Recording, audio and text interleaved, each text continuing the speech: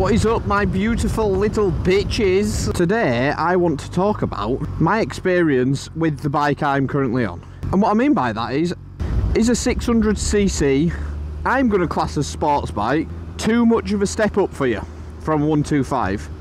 Or could you start on a 600cc? Well, in my personal professional opinion, oh yeah, let's do this shit, I'm gonna say yes. Yeah, in my personal opinion, I'm just gonna straight up say yes. You can step up to one of these easily from 125. I've done it. But not just that, I think really, as long as you've ridden before, and obviously to step up and start on one of these, you will have had to.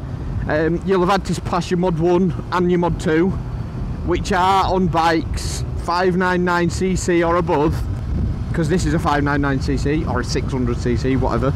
You'll have had to get your little cheeky beginner ass to Mod 1, Mod 2, past them. And personally, if you're comfortable and you were good enough to pass your Mod 1 and your Mod 2 on a 599cc, regardless of whether it was a very upright, you know, Suzuki Gladius, something of similar description, because they don't tend to do Mod 1s and Mod 2s on crotch rockets, do they?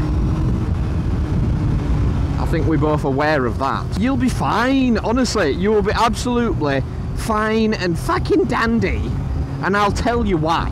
I'll tell you why right now, homies. Homo sapiens. I'm a weird guy. Because it's sort of just not that hard. No, I'm joking. Step one, basically, of starting on a 600cc. Ride within your limits. Ride within your limits, because the bike's, it's quick, okay?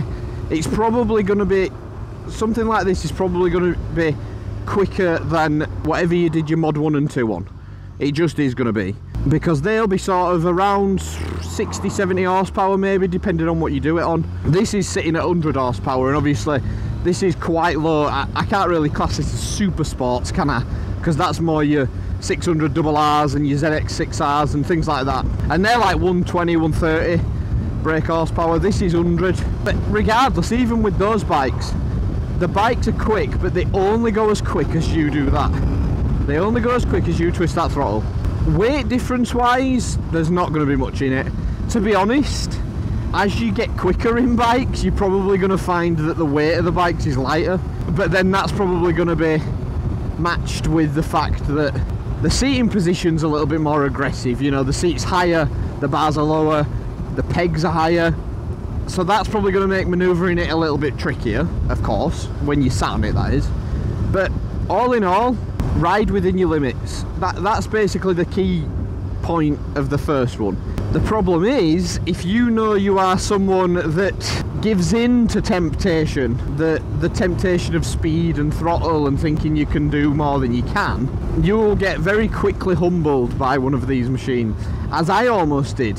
On my first long ride out, it was wet, I put a bit too much power on, well, what I thought was a sensible amount of power really, and I spun the back end, the bike went sort of diagonal, and I nearly ended up high-siding and crashing the bike. And that is definitely the bottom of your list of what you want to do on your first big bike, or your first bike, depending on what you do. I sort of knew there were going to be quite a bit of traffic this way. I'm on a bike though. And it's no longer a 125. Sewage in the pooage. Oh yeah. We'll tuck in before that wagon gets here. Otherwise I might die. I think I might be stuck for a second behind these wagons. Yeah, so if you know you're one of them people, it might not be the best idea, because the temptation is there and the temptation's quite rife. What a dick. That's one thing that makes me cringe so bad. Scooters or bikes where they're just in the shirts, man. Please, please, get a jacket. Yeah, but it won't hurt if I come off at 30 miles an hour. It fucking will, mate. It fucking will. Say that to your skin, which is left on the road. Anyway, I digress. Ugh, what a weirdo. So yeah, ride within your limits, and if you know your limits are tempted little fuck, maybe don't go for it. Maybe stick with that 125 and Learn some self-control, man. Jesus. But I think most of us have a brain between his ears. Do we? Maybe. And a wang between his legs. Nah, I'm just joking, ladies. Just joking, ladies. If there are any of you out there. I know my wife's probably watching, but... And my sister-in-law, yes, I'd not left you out. Crikey. And my mum, maybe. Jesus! God, I've got to mention them all. I might get grief if not. I'm just joking. I'm digressing again, Digression. Digressed. The digression. One thing that you've got to be aware of, if you're going to try and start on a 600, this might not be helpful for you, but insurance, dude. Insurance is going to absolutely turn you round, pull those little pants down, and slap that ass, spank the shit out of you until you can't take it anymore. Because if you're a total newbie and you're trying to get a 600 to start on, yeah, insurance is going to have a right field day with you. I don't want to know the kind of things that it'll do. So that's just something to be aware of. If money's not an issue, or you have plenty saved up because you knew insurance was going to be quite high, then don't worry about it. Oh, you just got to love a bit of filtering as well, haven't you? Sexualness. Sexual chocolate. So yeah, be very aware of the cost implications of insurance, because it is not going to be fun. What a fucking dick. Come on then, get moving, Karen.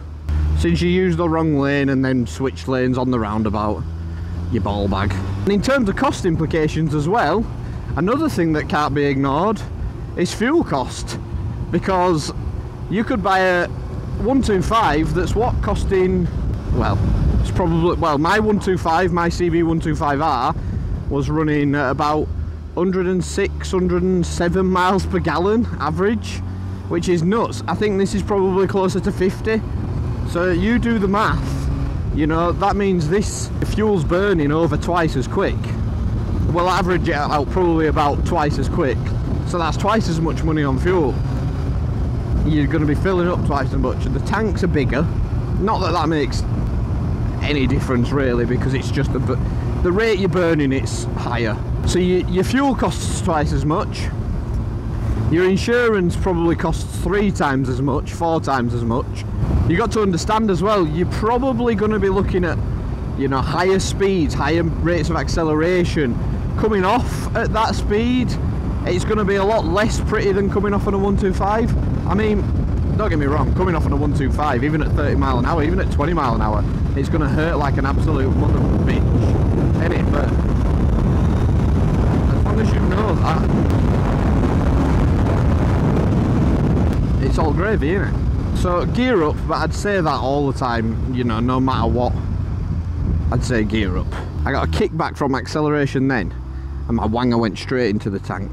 Absolutely, oh, crushed me up then.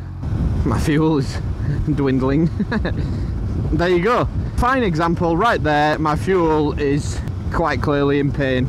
I swear I had like 2 bars this morning. I don't know whether the 2 bars were lying or the flashing empties lying.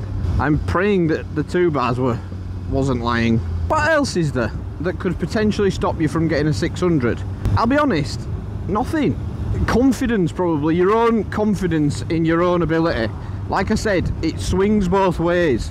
If you have too much confidence, if you're overconfident, not a good idea, because you could end up getting yourself killed by trying to do things that you can't do. Too little confidence, and then you're not going to commit to things, and if you get in sticky situations, you're not going to have that confidence to get out of them. And the thing with 600s is you won't be looked at as a rookie anymore if you're on a 600, and you might literally have no riding experience other than your mod 1 and 2 and CBT. People aren't going to see you as someone who's only ridden that much. People are going to see you kitted out on a 600 and think he knows what he's doing.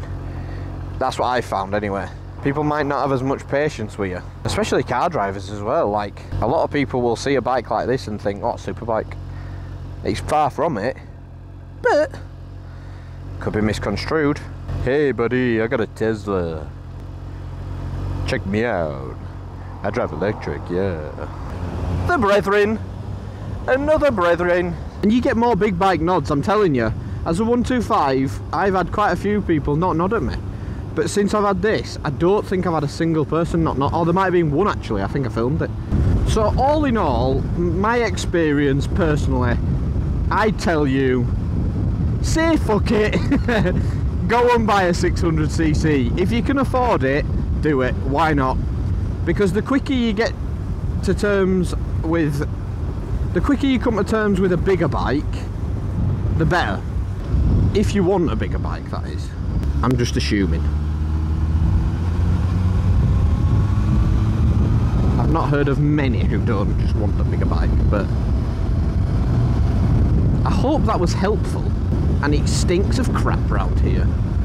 You'll have to let me know if there's anything you want to hear about. You know, I'm not exactly starting on a 600cc. You know, I've had a year riding a 125, but I still feel fairly fresh-faced, and you know, I've got riding experience, but like I said again, it's on a 125. So listen to me if you want, don't listen to me if you don't want.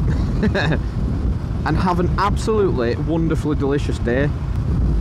Oh, and subscribe. Yeah, that'd be nice actually. Oh, that's very polite of you. Thank you very much, young lady. Little bitch! Sorry, no, it was very polite.